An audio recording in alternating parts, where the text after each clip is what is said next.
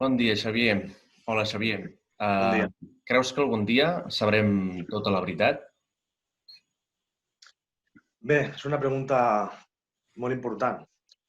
La veritat és que seria molt important saber tota la veritat o intentar, com a mínim, veure què va fallar en aquest atemptat perquè poguéssim fer coses perquè no tornés a passar, no? O sigui, crec que el més important de tota aquesta investigació és saber veritablement què va fallar perquè poguéssim fer alguna cosa. I al mateix temps, el més dur és que un govern com el govern espanyol en negui una comissió d'investigació política i el jutge, sobretot, també en negui totes les proves que tenim per poder seguir investigant una mica i intentar veure què va passar, no? Aquest és el tema més important. O sigui, crec que algun dia sabrà la veritat? Espero que sí. No sabem quan, però espero que alguna de les persones que estan implicades o alguna investigació d'altre atemptat o d'alguna altra cosa ens pugui fer arribar alguna cosa més d'aquesta informació, no?, que necessitem.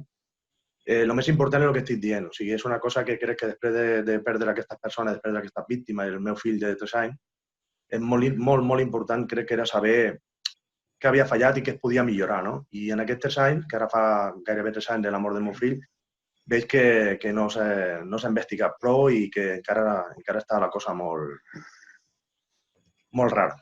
I això és el que estem intentant. Estem intentant donar una mica de llum a tot això i sobretot per tots nosaltres, perquè jo vaig perdre aquell dia el meu fill, però gairebé vaig estar a punt de perdre també una filla i el seu tiet també va morir i qualsevol persona, perquè aquell dia passejava per la Rambla qualsevol persona i pot ser un altre dia en un altre lloc, pot ser el que sigui.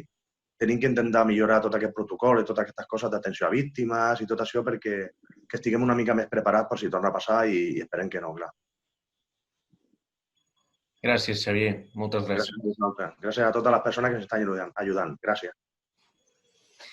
I a tu, Jaume, també, bon dia. Hola, com estàs? Bon dia. Si creus que algun dia es farà justícia. Bé, justícia, un terme difícil de definir. Res tornarà d'en Xavi i de les altres víctimes mortals, ni res traurà el patiment de tots els ferits i de tots nosaltres, perquè víctimes, d'una manera o una altra, som tots. Com deia el Xavier, confio poc en la justícia espanyola.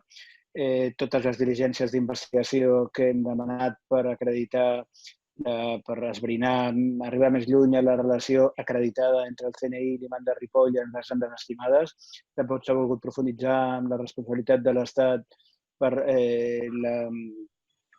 no haver regulat de forma eficaç la venda de precursors d'explosius.